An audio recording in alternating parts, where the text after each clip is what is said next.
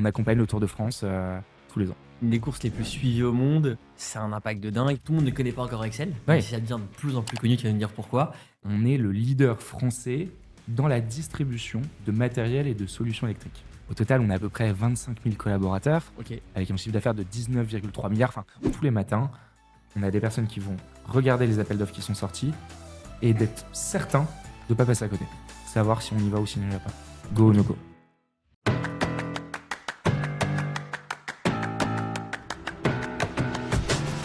Je suis Hugues Renou et vous êtes dans GoNoGo, le podcast pour tout savoir des appels d'offres publics et des entreprises qui chaque jour gagnent des marchés. Salut Louis. Salut Hugues. Écoute, je suis vraiment ravi de t'accueillir aujourd'hui dans le podcast GoNoGo.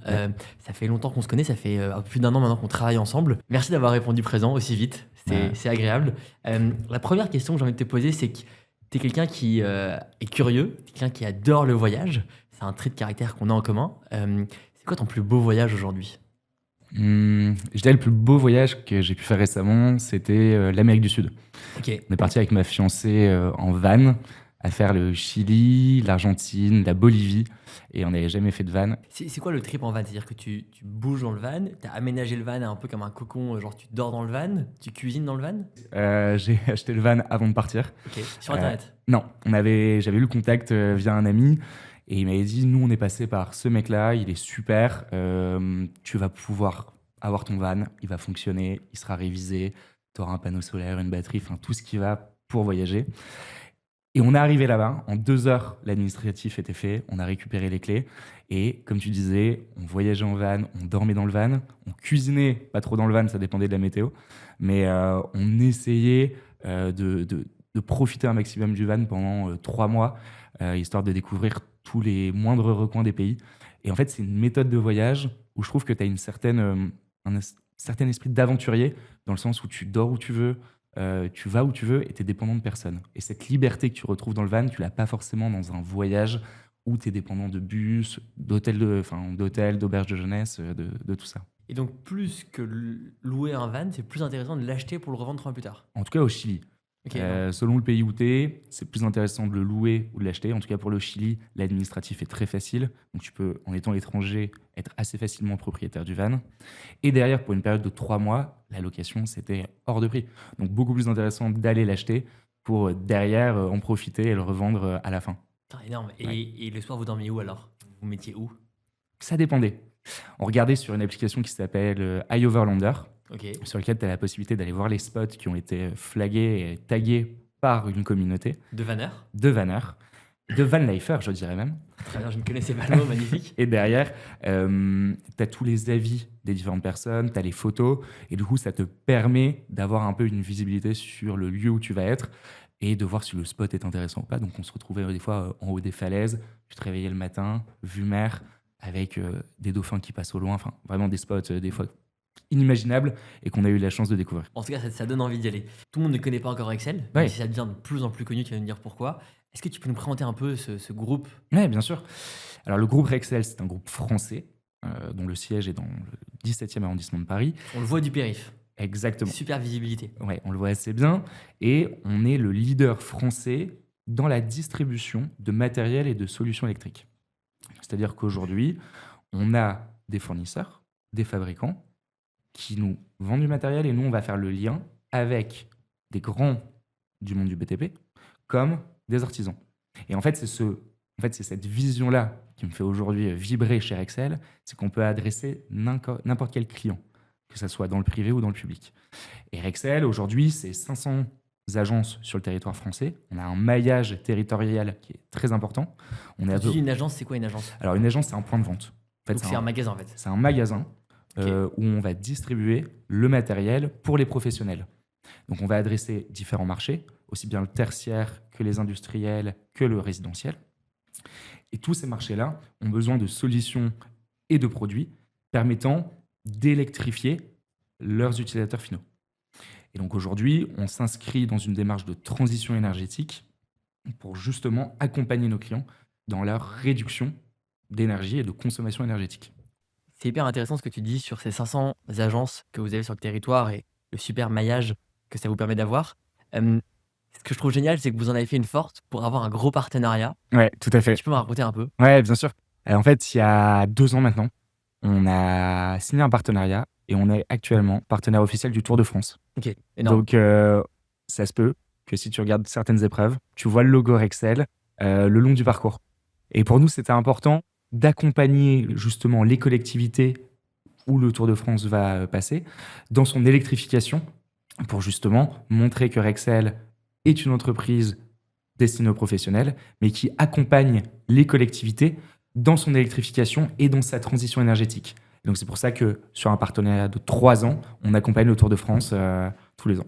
C'est quand même colossal. C'est une des courses les plus suivies au monde. C'est un impact de dingue. Parce qu'en fait, c'est aussi une manière de faire rayonner Rexel à l'étranger et pas uniquement sur les territoires. C'est les deux dimensions de Rexel. Exactement. Et en fait, aujourd'hui, Rexel, il y a Rexel France. Ouais. On est surtout, on a un groupe, le Ouais. groupe Rexel. On est présent dans 19 pays. Au total, on a à peu près 25 000 collaborateurs, OK. avec un chiffre d'affaires de 19,3 milliards. Enfin, on est vraiment une structure assez importante dans le monde. Mais le fait d'être partenaire au niveau de Rexel France, du Tour de France, pour nous, c'est une fierté immense, parce que ça nous permet aussi d'accompagner nos clients, de leur présenter nos solutions, et justement de rendre la partie Rexel, électrification, maillage territorial et Tour de France assez dynamique, et ça fait totalement sens avec ce qu'on souhaite mettre en avant. Écoute, pour l'enfant du vélo que je suis et la passion que j'ai pour le Tour de France, je regarderai avec encore plus de fierté le Je Tour compte de sur France. toi, Hugues. Bien sûr, mais je n'en rate pas une étape l'été. J'avais envie de te demander, est-ce que chez Rexel, on a le droit de regarder l'arrivée quand on est partenaire du Tour de France? On peut. Génial. Et donc aujourd'hui, vos clients, si tu dis, c'est aussi bien des privés, donc j'imagine des entreprises qui vont construire des bâtiments, qui vont rénover Oui, tout à fait. des logements, par exemple, et aussi beaucoup de public. Exactement. Et alors toi, tu rejoues quel rôle là-dedans?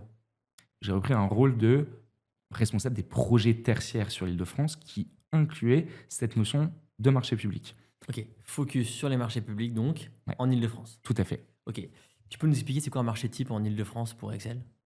Alors, un marché public, ça va être une consultation, la plupart du temps de la part soit d'une mairie, soit d'une commune, soit d'un conglomérat de communes, qui vont publier un appel d'offres pour la fourniture de matériel électrique. Et à partir de ce moment-là, nous, notre objectif, ça va être de répondre aux besoins du client. Alors, nos confrères vont faire la même chose, mais d'être le plus pertinent et avoir le maximum de valeur ajoutée dans notre réponse. Ce qui nous permet derrière d'accompagner ce client-là durant 1, 2, 3 ou 4 ans sur ses besoins en matériel électrique. Et donc concrètement, il a un besoin exprimé en disant pour les 3-4 ans, j'ai besoin de tant de disjoncteurs, je sais pas, hein, je dis n'importe quoi, ou tant de types de matériel. En fait, il ouvre un crédit chez toi, il ouvre un partenariat avec toi et c'est ça ce que tu vas vendre. En fait, il faut bien comprendre quel est l'objet de l'appel d'offres. Alors, l'objet de l'appel d'offres, c'est vraiment la fourniture de matériel électrique. C'est-à-dire Mais que... sur un volume défini au moment où le DCE sort, l'appel d'offres est publié, ou en fait c'est un partenariat dont on verra en fait le volume au fil des années. Très intéressante ta question, parce qu'aujourd'hui, on a les deux. Ok. On peut avoir des appels d'offres avec un montant minimal et un montant maximal à l'année, et on va avoir des appels d'offres où il n'y a pas forcément de montant. Et donc, on sait à peu près évaluer le montant global de l'appel d'offres par an sur la fourniture de matériel électrique, qu'on aille du disjoncteur au câble à la prise, mais derrière, on n'aura pas le détail quantitatif de la référence à l'unité près. Ça va vraiment être du flow business, et c'est là où justement c'est intéressant parce que on va pouvoir être apporteur de solutions et de valeur ajoutée dans le matériel qu'on va proposer. Donc il y a un peu une logique de double vente. Un, tu veux gagner l'appel d'offres pour mettre un pied dans la porte. Et deux, ensuite, tu vas accompagner ton interlocuteur pour qu'il consomme le plus possible de Rexel au cours de la durée du marché. Ouais, et en plus de ça, il y a aussi cette notion de l'accompagner sur des produits à valeur ajoutée. Ok. Aujourd'hui, une salle de classe, elle peut être équipée avec des luminaires, tu sais, les 4 tubes fluo. Nous, l'objectif, ça va être de lui conseiller une dalle LED, mais qui soit la plus intéressante pour lui en termes d'émissions de CO2 et en termes de réduction énergétique. Et en fait, on a cette capacité aujourd'hui chez Rexel d'avoir une sélection durable et de mettre ce qu'on appelle un éco-score sur nos produits pour dire celui-là, il peut être éco-score A et celui-là, ça va être un F. Et derrière, la variation de prix, elle peut être entendable pour le client si la valeur ajoutée et la durée de vie du produit est plus intéressante. Ok. Et en fait, on a des chargés de clientèle, donc des commerciaux, qui sont sur le terrain pour accompagner les acheteurs sur le choix des différentes solutions. Et bien expliquer ça, et peut-être traduire les indicateurs qui sont un peu parfois compliqués et techniques en concrètement, qu'est-ce que ça va avoir comme impact pour toi? Exactement. Ok, hyper clair. Ce qui est marrant, c'est qu'aujourd'hui, tu es très focus, donc tu t'es presque spécialisé dans les appels d'offres publics. Avant, tu faisais aussi un peu de privé. Pour les gens qui connaissent pas très bien le monde des appels d'offres, souvent tu mélanges les deux, entre le privé et le public. Ouais, Est-ce que tu peux nous expliquer pourquoi vous avez fait le choix de segmenter les deux, peut-être les différences qu'il peut y avoir? ouais, bien sûr. Et en plus, c'est super intéressant parce que je viens justement de prendre des nouvelles fonctions. Et là, je suis sur le déploiement des accords cadres privés au niveau de l'Île-de-France. Donc, la distinction, elle est assez perceptible et elle est assez intéressante. Un accord cadre privé ou un appel d'offres privé, il y a beaucoup moins de réglementation. C'est beaucoup plus libre dans la réponse et la notation est vraiment, euh, est vraiment personnelle pour le client. Tandis que sur un appel d'offres public, il y a beaucoup d'administratifs, il y a beaucoup de méthodologie et de structure à avoir dans la réponse et tu es obligé de fournir certaines pièces ou dans un appel d'offres privé, c'est un peu plus à l'amiable. Et donc, du coup, c'est super intéressant parce qu'un appel d'offres privé va plus s'adresser justement à une structure d'acheteurs qui sont salariés de l'entreprise, tandis que sur les appels d'offres publics, tu vas vraiment adresser le service marché public de ton client, qui derrière va avoir une phase d'analyse d'offres, une phase de dépouillement, et tout va être très structuré, millimétré. Alors, je dis pas que c'est pas millimétré de l'autre côté, hein, bien sûr. Je dis juste que cette distinction, elle est très perceptible au niveau de la relation que tu peux avoir avec tes interlocuteurs. C'est assez intéressant. Et en fait, nous, ce qu'on a compris au fil de nos échanges avec différents répondants, c'est quand tu vas côté acheteur, la raison qui justifie toute cette procédure, c'est le fait que tu dépenses de l'argent public. Et donc, Exactement. il y a un besoin de contrôle. Bien sûr. Et j'imagine que c'est ça, vous, ce qui vous guide, la ligne rouge. C'est comment tu fais pour, à aucun moment, l'acheteur public puisse être accusé d'un quelconque favoritisme ou autre. Et donc, pour ça, il faut vraiment respecter la procédure de A à Z. Oui, complètement. Tu es obligé de respecter cet ordre-là, parce que comme tu le dis, on n'est pas sur de la marge nette d'une entreprise, on est vraiment sur la structure des impôts du contribuable. Donc derrière, aussi bien en termes de réponse à l'appel d'offres que dans la consommation des produits, derrière, nous, l'objectif chez Rexel, c'est vraiment d'accompagner le client pour avoir une valeur ajoutée, une proposition de valeur pour que les bâtiments qui sont de l'État, appartiennent à l'État, soient plus vertueux pour demain. Ok, très clair. Et peut-être, toi, quand tu as commencé à mettre le pied dans ce monde des appels d'offres publics, qu'est-ce qui t'a marqué, qu'est-ce qui t'a surpris et quels conseils tu donnerais à quelqu'un qui commencerait aujourd'hui à se lancer dans les appels d'offres publics? Je pense qu'il ne faut pas avoir peur. Ok, Moi, c'était une crainte. t'avais On peur m'a de dit- quoi? En fait, je ne connaissais pas. Et le monde de l'inconnu au début, sur de la réglementation, sur tout ce qui est lié à l'État, tu te dis ça peut être très strict, très cadré, etc. Et ça l'est. Mais derrière, il ne faut pas en faire un frein pour les entreprises de répondre à des appels d'offres. Je pense qu'aujourd'hui, toute entreprise a la possibilité de répondre à un appel d'offres public, mais il y a une certaine structure et une certaine méthodologie à appliquer. Une fois que celle-ci elle est bien déterminée, qu'il y a une méthodologie de travail, que les documents sont centralisés sur un même point, je pense que c'est beaucoup de redondant. C'est juste que derrière, en fonction de l'appétence de ton client à te noter sur le prix, sur la RSE, sur la valeur technique de tes produits, il faut juste pouvoir s'adapter et bien le cerner en amont de la sortie de l'appel d'offres. Et ça, c'est ça qui est important, c'est qu'un appel d'offres marché public, ça se prépare en amont pour pouvoir être le plus pertinent dans la réponse que tu vas apporter lors de la sortie. C'est hyper intéressant ça. Juste, ça veut dire quoi amont? Parce que ça, c'est un mot qu'on connaît tous les deux, qui est courant dans le métier, mais est-ce que tu peux nous expliquer concrètement ça veut dire quoi? Je pense que ça dépend de ton appel d'offres. Il y a pas mal d'entreprises qui se disent qu'en amont, ça peut être 3 mois avant. Un appel d'offres, ça se prépare 6, 12, 18 mois à l'avance. Parce qu'il faut connaître le bon interlocuteur, connaître les décisionnaires. Et le plus important sur un appel d'offres marché public, c'est de connaître les décisionnaires et de justement les accompagner dans la construction de leur appel d'offres. Parce que pour eux aussi, c'est quand même une charge de travail qui est assez importante. Et là où la valeur ajoutée pour nos commerciaux, c'est justement de les accompagner dans la structure et dans la mise en conformité de leur appel d'offres pour que lors de la sortie, on soit le plus à même de répondre et ne pas être à côté de la plaque et pas être hors sujet lorsqu'on répondra. Donc c'est vraiment comme n'importe quel commercial, comprendre le besoin et pouvoir coller au besoin. Il y a un point qui est important, c'est comment tu fais pour être en amont? Pour être en amont, le mieux, c'est de prendre son téléphone, c'est d'aller, alors nous pour le coup c'est les centres techniques municipaux, mais c'est d'aller voir le client en physique et de savoir qui fait quoi au niveau de la mairie. Je parle des mairies, mais on prend une structure n'importe laquelle. C'est de savoir qui va être l'acheteur, qui va être le décisionnaire, qui derrière va valider en fait la valeur ajoutée d'une entreprise par rapport à une autre. Et c'est le fait de cerner la personne qui sera décisionnaire dans cet appel d'offres qui est le plus important. Ok, donc ça, c'est repérer ça. Nous, il y a une donnée qui nous semble importante, c'est de comprendre quand est-ce qu'il va sortir. Et Mm. donc, ton tour de France des mairies, tu essaies de le faire de manière un peu plus optimisée en essayant d'anticiper le renouvellement de marché. Comment vous traitez ce sujet, vous? En fait, sur les appels d'offres, on en gagne et on en perd. On a une base de données où justement on historise toutes les données des différentes années. Ça fait, je pense, on a une base de données qui date depuis 2009, où justement on sait quand va se renouveler un appel d'offres. On sait quand un appel d'offres qui a été perdu va se renouveler, ce qui nous permet d'anticiper, d'aller justement aller voir le client et avoir cette démarche commerciale d'aller préparer l'appel d'offres avec lui. Et derrière, on arrive à avoir les bons interlocuteurs. Une fois qu'on l'a gagné, facile d'avoir les interlocuteurs, mais c'est ceux qu'on a perdus. Et ceux qu'on a perdus, c'est là où on a vraiment un travail de fond à aller justement anticiper ce renouvellement et aller préparer l'appel d'offres avec ce prospect. Donc, on comprend bien un peu à quoi ressemblent les appels d'offres. Ce que tu nous expliques, c'est important, c'est que c'est sur plusieurs années. Pour comprendre un petit peu à quel point c'est stratégique pour vous de gagner chaque appel d'offres et de se battre avec intensité pour chaque appel d'offres, c'est un engagement sur combien de temps et qu'est-ce que ça représente pour vous? Alors, la plupart du temps, un appel d'offres, c'est 1 an renouvelable 3 fois. Donc, c'est-à-dire qu'un appel d'offres, la plupart du temps, 90% des cas, c'est une durée de 4 ans. Ok.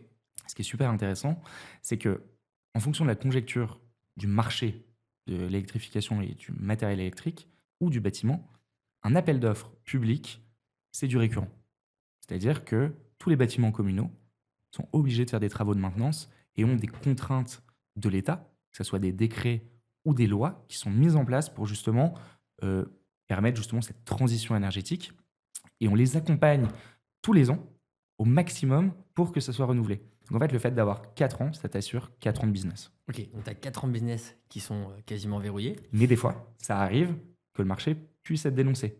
Ok. Donc c'est pour ça qu'il faut bien connaître son client, bien l'accompagner et bien lui répondre. Parce que derrière, tu peux l'avoir 1 an, mais c'est reconductible. C'est pas assuré. C'est pas assuré. Et dans mon souvenir, il y a un truc qui est assez particulier aussi dans les appels publics, c'est que c'est reconductible et en plus, tu peux peut-être un petit peu modifier le prix. Exactement. Ce qu'on appelle la révision de prix. Ok, tu peux nous en dire un peu plus, ça? Bien sûr. Donc en fait, la révision de prix, c'est 1 fois par an. Tu as la possibilité d'appliquer une formule qui vient derrière, en fait, rehausser tes prix.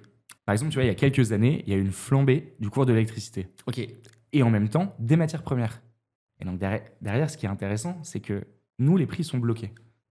Si tu gardes les mêmes prix pendant 4 ans et que tu ne peux pas les réviser, bah derrière, tu as un delta entre ton prix d'achat et ton prix de vente.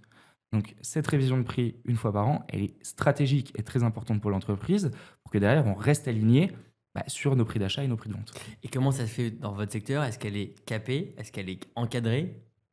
Lors de l'appel d'offres, le client va spécifier quand est-ce que tu peux faire cette révision. La plupart du temps, c'est à l'anniversaire du marché. Ok, donc faut pas le rater.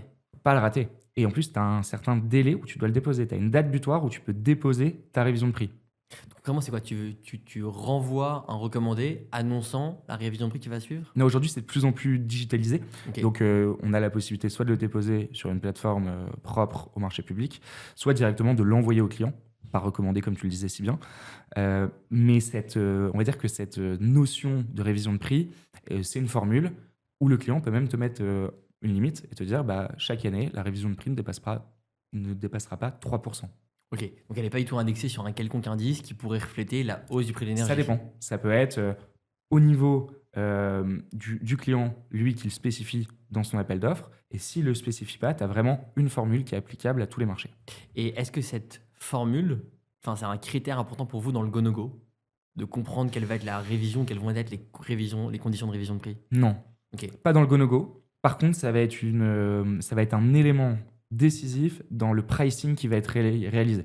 Ok, tu vas l'anticiper en voyant comment ça peut se projeter. En fait, tu te dis que si ton appel d'offres, tu peux le réviser, mais dans une certaine limite, ton pricing sera différent que si tu étais convaincu que tous les ans, tu pouvais appliquer une certaine formule ou un certain taux. Hyper intéressant, beaucoup plus clair. On a parlé beaucoup de technique, mais un appel d'offres, c'est toujours du concret. C'est des personnes, tu as évoqué tout à l'heure une salle de classe qui vont d'un coup avoir une dalle lumineuse et non plus les 4 néons qui sont un peu parfois blafardes. Est-ce que tu peux me parler du marché dont tu es le plus fier? Celui qui, franchement, quand t'en parles, tu es content de l'avoir gagné. Ouais. Ouais, je pense que c'est celui de la ville de Neuilly-sur-Seine. Ok. En fait, je suis arrivé sur le poste en juin 2021 et le marché venait d'être remporté. À cette époque-ci, j'étais plutôt sur le terrain, commerce, et on venait de le remporter tandis qu'on l'avait perdu auparavant. Donc il venait d'être rejoué Ouais, 4 ans plus tard, exactement. et c'est vous qui venez de le gagner. On vient de le gagner. Tu as participé à l'appel d'offres? Non, moi j'étais sur l'après, Ok. ce qui était aussi très Tu intéressant. le déployais. Ouais, je le déployais sur le terrain. Et en fait, le client avait l'habitude avec notre confrère, sauf que derrière, tout le travail, c'était de le faire changer d'état d'esprit. Et je sentais que ça passait pas. Donc conduite du changement.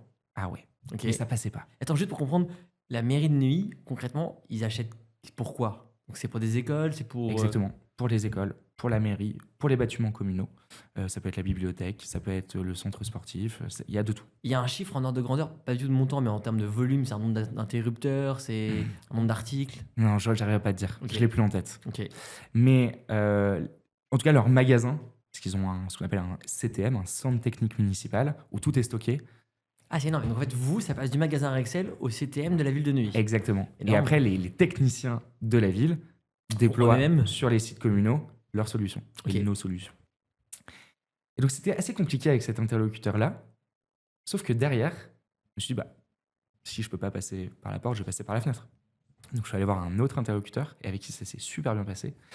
Et grâce à lui, on a développé une solution qui venait de sortir chez Excel, qui s'appelle Open et qui permet l'optimisation énergétique de leur bâtiment. Du coup, on est parti sur un marché sur 4 ans où on a déployé des sondes d'humidité et des sondes de température où il avait la visibilité sur tous ses bâtiments. Ok. Ce qui lui permettait qu'à distance, il puisse contrôler le taux d'humidité et les températures de chaque classe. Ce qui permet derrière, dans un second temps, de lui dire, bah voilà, aujourd'hui, sur tel bâtiment, l'éclairage est allumé en permanence. Pourquoi ne pas mettre des détecteurs de présence pour réduire la facture énergétique de la ville de Neuilly? Nous, ce qu'on recherche vraiment, c'est comment accompagner le client dans sa transition énergétique pour que derrière, il puisse allouer un autre budget sur la construction d'autres bâtiments ou sur des améliorations de la ville. Ok. Ce qui est intéressant de voir, c'est en fait l'ampleur et la diversité des références que vous proposez. Ouais. Et tu as une idée un peu du nombre de références qu'on peut avoir dans le magasin Excel? Ça se compte en milliers, j'imagine. Ouais, sur le site web, c'est 3 millions. 3 millions de références. On a 3 millions de références. C'est énorme. Parce que derrière, en fait, on vient distribuer toutes les solutions de nos partenaires qui sont des fabricants. D'accord. Donc, dans le catalogue, on va mettre le 80-20. Donc, on va mettre les 20, enfin, on va mettre 80% des références les plus consommées. Mais derrière, on a toute une panoplie de solutions qui vont permettre d'électrifier les territoires. Donc, ça va aller du panneau solaire à la borne de véhicules électriques, à derrière le petit disjoncteur ou à la dalle LED. Et donc, en fait, on arrive à avoir un champ possible via Rexel qui devient assez intéressant pour le client parce qu'on peut l'accompagner sur tous ces sujets d'électrification et de transition énergétique. Et donc de réduire au final La facture énergétique. Génial, hyper intéressant. Et c'est intéressant parce que cette notion de contrôle de l'énergie, de RSE, on sent que c'est une attente de plus en plus grande des acheteurs. Plusieurs personnes nous en ont parlé. Comment tu l'aperçois et est-ce que tu vois d'autres attentes des acheteurs qui ont évolué? Ça a beaucoup évolué. Un appel d'offres marché public, c'est une notation sur 100. À l'époque, quand je suis arrivé, la plupart du temps, c'était entre 60 et 80% une notation sur le prix. Il paraît qu'il y a 15 ans, il y avait des trucs à 100% de prix. Ouais. Ouais, Et ça, j'en ai jamais vu, moi. J'en ai vu un Ok. que j'ai récupéré en cours de route quand je suis arrivé, qui était 100% prix. Et on se rend compte qu'avec le temps, les acheteurs comprennent qu'il y a une certaine notion de RSE, de consommer plus propre, qui rentre justement dans leur notation. Et donc, du coup, la tendance s'inverse au fur et à mesure.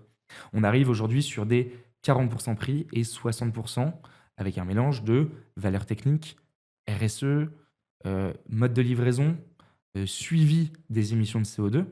Alors là, c'est super intéressant parce qu'on a un outil qui a été développé chez Rexel qui s'appelle le Carbon Tracker qui permet d'avoir les émissions de CO2 au produit.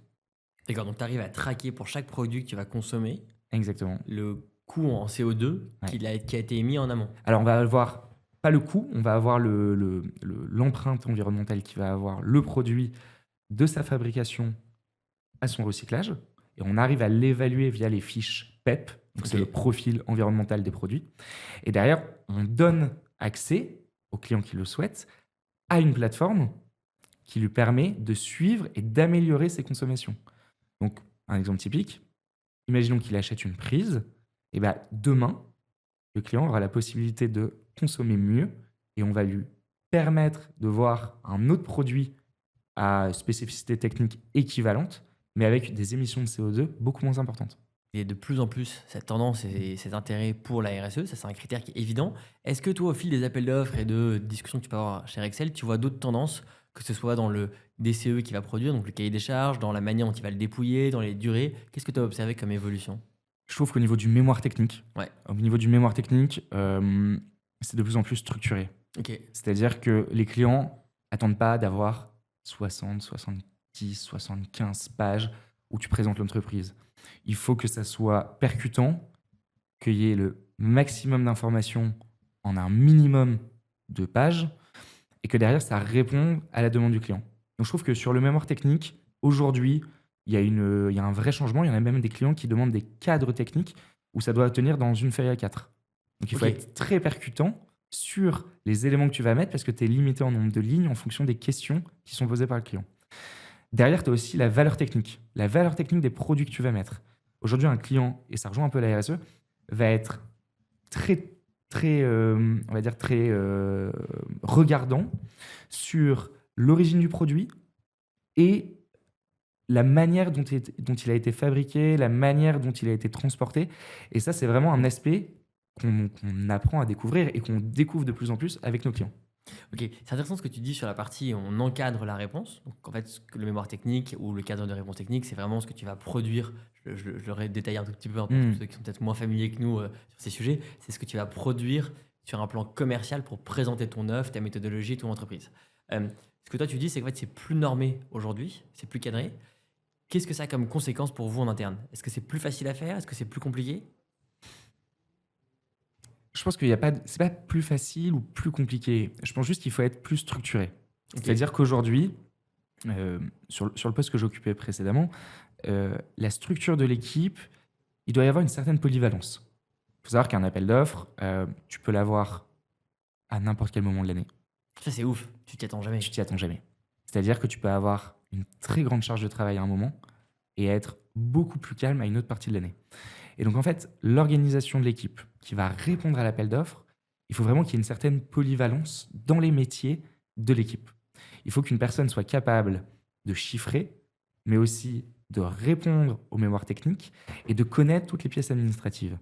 Et je pense qu'aujourd'hui, c'est pas plus facile ou plus compliqué, mais c'est vraiment cette structure et cette méthodologie qu'il faut appliquer rigoureusement et à la lettre qui permet que tout au fil de l'année, chacun des membres de l'équipe soit occupé et s'approprie les différentes missions de la réponse à l'appel d'offres de A à Z. Ça veut dire qu'en gros, quasiment toutes les personnes de l'équipe sont capables de faire la candidature avec les pièces administratives, la partie plutôt offre avec le mémoire technique ou le cadre de réponse, et la partie même BPU, chiffrage. Ça, c'est Exactement, possible. exactement. Ok, donc tu as une vraie polyvalence Voilà. dans les forces de vente. Mais il y a certaines personnes qui sont tellement bons techniquement et qu'on est quand même sur des appels d'offres qui sont assez techniques, sur lesquels tu dois avoir une certaine appétence sur les produits que tu vas proposer aux clients, que c'est sur certaines personnalités, bah, tu as un peu de mal justement à leur faire découvrir autre chose. Donc ça, c'est tout le travail, moi je trouve, du manager, justement de faire grandir ses équipes et de lui faire comprendre que derrière, ça aura aussi bien d'intérêt pour lui que pour nous, que c'est du donnant-donnant. C'est vraiment une relation gagnant-gagnant entre la multiplicité des missions et la découverte justement d'autres aspects de l'appel d'offres. Très clair. Et sur cette logique-là, si tu avais un conseil, c'est quoi un peu ta botte secrète, toi, pour justement bien répondre à un appel d'offres? Ah, c'est une très bonne question. Je pense qu'il faut vraiment une organisation rigoureuse. Aujourd'hui, Concrètement, ça veut dire quoi? concrètement, il te faut des outils digitaux Ok. dans lesquels tu arrives à planifier. C'est-à-dire, on a un délai. Parce qu'un appel d'offres, souvent, tu as 30 jours pour répondre. Pour les ordres de grandeur, c'est 30 jours. Ouais. Tu en as combien en parallèle en moyenne? On oscille entre 4 et 6 appels d'offres sur lesquels on répond au fur et à mesure de l'année. Ok. Ouais, en parallèle. En parallèle. Oui. Oui, pardon, en parallèle. Donc, c'est-à-dire que tu dois être quand même assez rigoureux sur le fait que si une personne n'a pas fini son chiffrage, l'autre personne puisse finir le mémoire technique et derrière puisse anticiper et décortiquer un appel d'offres qui va sortir. Et toute cette partie en fait, d'anticipation et d'organisation au travers d'outils digitaux, tu es obligé de l'avoir si tu veux avoir la capacité de répondre à tous les appels d'offres. Ok. Et donc, outils digitaux, tu me vois venir. En gros, qu'est-ce que tu as comme outils digitaux? Enfin, qu'est-ce que tu as, mais surtout, qu'est-ce que tu attends d'eux? Est-ce qu'il y a des fonctionnalités particulières? Est-ce qu'il y a des attentes que tu vas attendre de ces outils digitaux? Ouais. Alors, aujourd'hui, nous, grâce à Tengo, on a la possibilité d'avoir une détection Ok. déjà des appels d'offres, ce qui est exceptionnel parce qu'on sait qu'on ne passe pas à côté d'un seul appel d'offres. Et derrière, on a la capacité à avoir une fiche synthèse qui est réalisée par l'IA et qui nous permet justement, en très peu de temps, sans avoir à décortiquer l'ensemble des pièces juridiques qui ont été fournies par le client, savoir si on y va ou si on n'y va pas. Go ou no go. Ok. Et cet outil-là nous permet aussi, via plusieurs utilisateurs, d'avoir un dispatch sur les missions de chacun, qui fait l'analyse, qui s'occupe de telle mission, qui s'occupe de cet appel d'offres.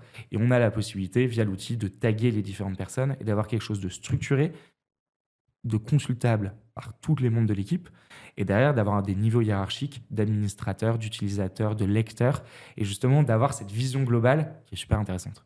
Ok. Et ça te permet donc de gagner plus de visibilité. Donc, dans l'organisation, ça a un impact, tu trouves? C'est surtout que, déjà en termes de potentiel business, on est sûr de ne pas passer à côté d'un appel d'offres. C'est-à-dire que via la plateforme, tous les matins, on a des personnes qui vont regarder les appels d'offres qui sont sortis et d'être certains de ne pas passer à côté. Une fois qu'on a ce travail-là qui a été effectué et qu'on doute sur un appel d'offres, parce qu'on n'est pas sûr, potentiellement il peut y avoir de la mise en service, et nous, ce n'est pas notre cœur de métier aujourd'hui. Donc, est-ce qu'on a la possibilité d'y répondre, même s'il y a de la mise en service? Ça peut être de la co-traitance, de la sous-traitance.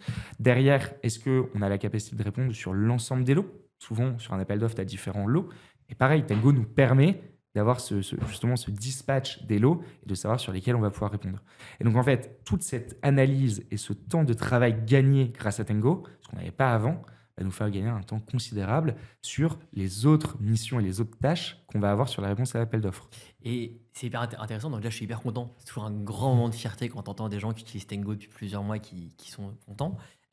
Mais qu'est-ce que tu vas faire de ce temps que tu gagnes? C'est un peu toujours le doute, la question. Comment tu le réinvestis?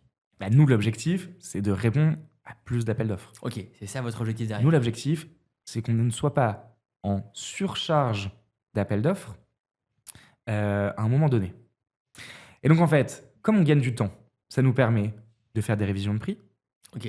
d'avancer sur le mémoire technique d'un autre marché, potentiellement d'accompagner et de former certaines personnes sur le pricing où la personne n'était pas formée. Et ça nous permet en fait de se libérer du temps sur d'autres tâches sans avoir forcément justement à ne pas répondre à un appel d'offres. Et donc c'est ce temps optimisé qui nous permet derrière d'avoir une croissance qui est plus importante. Très clair. Aujourd'hui, on sait que Rexel, ça marche plutôt bien, même très bien, notamment sur les appels d'offres publics. Est-ce qu'il y a une vraie force que vous avez? Je pense que la différenciation, elle se fait sur le maillage. Comme je te le disais tout à l'heure, aujourd'hui, Toujours ces 500 agents sur le territoire. ouais, le fait d'avoir 500 agences sur le territoire et 13 centres logistiques qui permettent de livrer notre client au plus proche. Maintenant, on fait même des livraisons à vélo sur le dernier kilomètre. Donc, on a vraiment cette capacité à se différencier par rapport à nos confrères et à être inscrit dans une démarche RSE et d'accompagnement de transition énergétique sur ces appels d'offres. Et aujourd'hui, comme je le disais tout à l'heure, comme on est sur une majorité de 60%, allez, entre 50 et 60% sur d'autres éléments que le prix, on arrive à avoir cette différenciation qui est demandée par le client. Donc du coup, on essaye d'innover au maximum sur ces enjeux de RSE qui sont demandés par les clients. Ok, donc c'est toute la qualité et les petits bonus de toujours satisfaire le client et aller faire l'extra mile. Et d'être au plus proche du client, d'aller chez lui, de l'accompagner en agence, de lui montrer qu'il y a un point physique. Parce qu'aujourd'hui, c'est très important pour certains clients d'avoir un point physique où il peut se rendre et avoir une vraie expertise, un vrai conseil et où il peut justement se rendre. On parle beaucoup d'appels d'offres, donc la manière dont on s'est organisé en interne. C'est quoi pour toi le moment stressant quand tu penses à un appel d'offres? Moi, je pense que c'est la remise de l'appel d'offres. Ok, c'est le moment. Raconte-nous un peu comment ça se passe. Alors, donc l'appel d'offres est sorti, on a construit une réponse, le pricing a été fait, tous les éléments juridiques sont bons, etc. Mais pour déposer cet appel d'offres, comme je te le disais, on a 30 jours. C'est-à-dire que si c'est demandé de le déposer le 15 mai à midi 01, tu ne peux pas le déposer. On est vraiment sur une plateforme numérique sur laquelle c'est pas possible de faire marche arrière. Donc c'est le portail acheteur. C'est le portail acheteur. Sur lequel on vient déposer le dossier. C'est qui vient déposer? Alors aujourd'hui, c'est Corinne, Ok. dans nos équipes, Ouais. avec Céline, qui viennent déposer le dossier sur la plateforme. Et le fait de déposer le dossier te permet derrière, ok, l'offre a été déposée, etc. C'est d'avoir la relaté, réponse. il y a toute la preuve. À tout. Ok. Tout a été signé, etc. Et moi, à ce moment-là, c'est un moment qui est assez stressant. Il suffit que la plateforme ne marche pas. On oublie un document. Que la connexion Internet ne fonctionne pas à ce moment-là. Bref, tous ces imprévus, moi, c'est une source de stress. Donc, c'est pour ça qu'aujourd'hui, on ne dépose plus 2 heures avant, mais 48, voire 72 heures avant. C'est pour ça que c'est, comme je te le redisais tout à l'heure, mais c'est une question d'organisation. Entre la sortie de l'appel d'offres et la dépose du dossier, il faut que tout soit terminé 72 heures avant pour avoir le Ok. temps Ça, de c'est votre déposer. organisation interne. Ouais. 72 heures de délai. Ouais, on se laisse 72 heures. C'est énorme, c'est bien. Hein. C'est énorme parce que, mais oui, mais aujourd'hui, il est arrivé qu'à une époque, le dossier n'a pas été déposé parce que justement, l'outil informatique ne fonctionnait pas, il manquait une pièce juste administrative, et ça, on ne peut pas se le permettre. Aujourd'hui, tu ne peux pas te permettre de louper un appel d'offres sur lequel tu as passé un mois et de ne pas pouvoir les poser. Ouais, parce qu'en ce cas, on est d'accord que tu n'as aucune chance de le gagner et tu as juste travaillé un mois pour rien. Et en plus, tu le sais directement, donc en termes de frustration, c'est colossal. C'est horrible. Et c'est pendant 4 ans, je le rappelle. Oui. Ah oui, Pendant tu as 4 perdu 4 ans de potentiel de marché. Bah oui. Et à l'inverse, quel est le meilleur moment? J'imagine que c'est quand tu apprends que tu gagnes un marché. Ouais. Comment tu l'apprends et comment tu le célèbres ensuite? Alors, toujours aujourd'hui, c'est Corinne et Céline qui reçoivent les informations, toujours sur la plateforme des appels d'offres, et qui ont la bonne ou la mauvaise surprise d'avoir le résultat. Donc, ils reçoivent un mail. Ils reçoivent un mail, un pli a été déposé sur telle plateforme de la part de tel client. Et là, au téléchargement de cette pièce, on a la réponse de savoir si on a été accepté ou refusé. Alors, ça dépend des réponses. Des fois, on a le détail des notes. On a le détail de pourquoi on a été retenu ou pourquoi on n'a pas été retenu. En tout cas, nous, notre démarche aujourd'hui, c'est de toujours demander le rapport des appels d'offres pour comprendre pourquoi on n'a pas été sélectionné, pourquoi on n'a pas été retenu sur cet appel d'offres, et pour pouvoir s'améliorer sur la prochaine sortie 4 ans plus tard.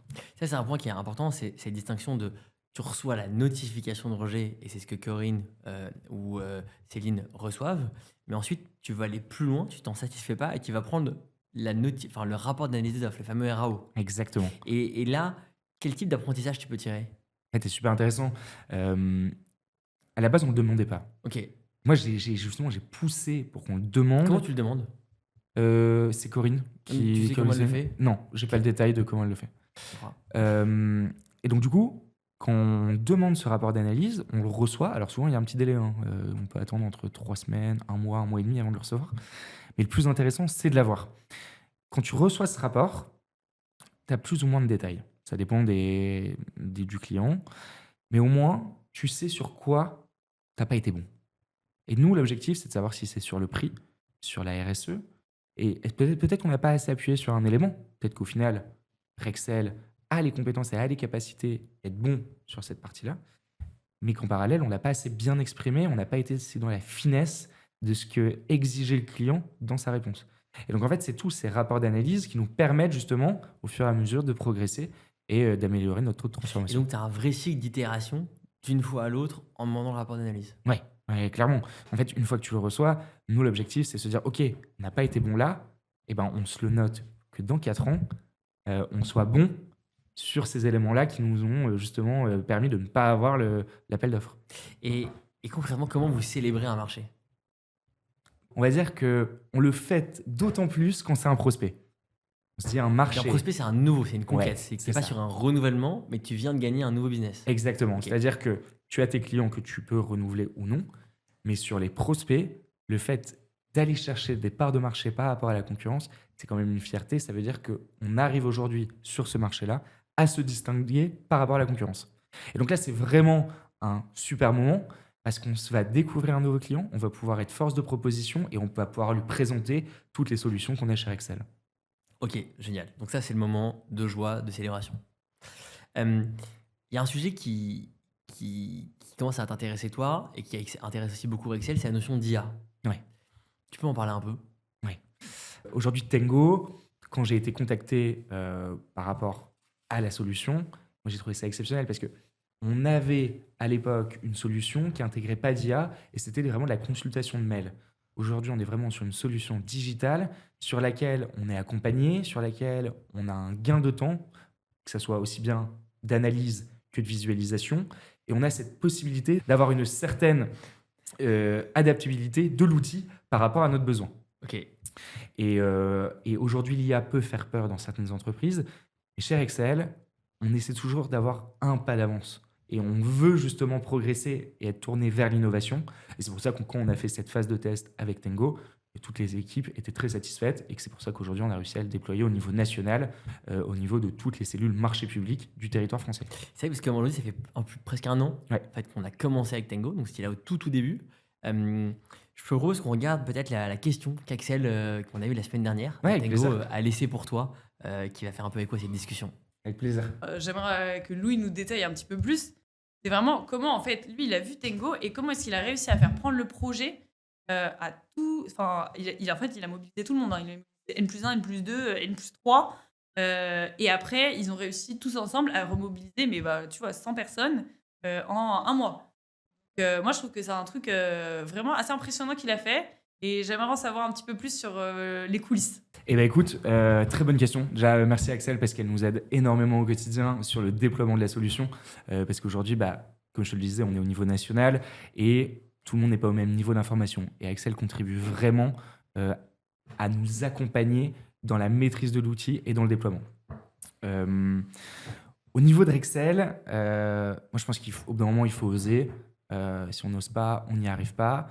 Il faut dire que tu m'avais aussi mis un challenge. Et un challenge, ça Vas-y, se relève. raconte ce challenge. C'est-à-dire que quand tu m'as dit, bon Louis, ça fait une semaine et j'ai pas de nouvelles, on arrête. Et moi, je voulais pas arrêter.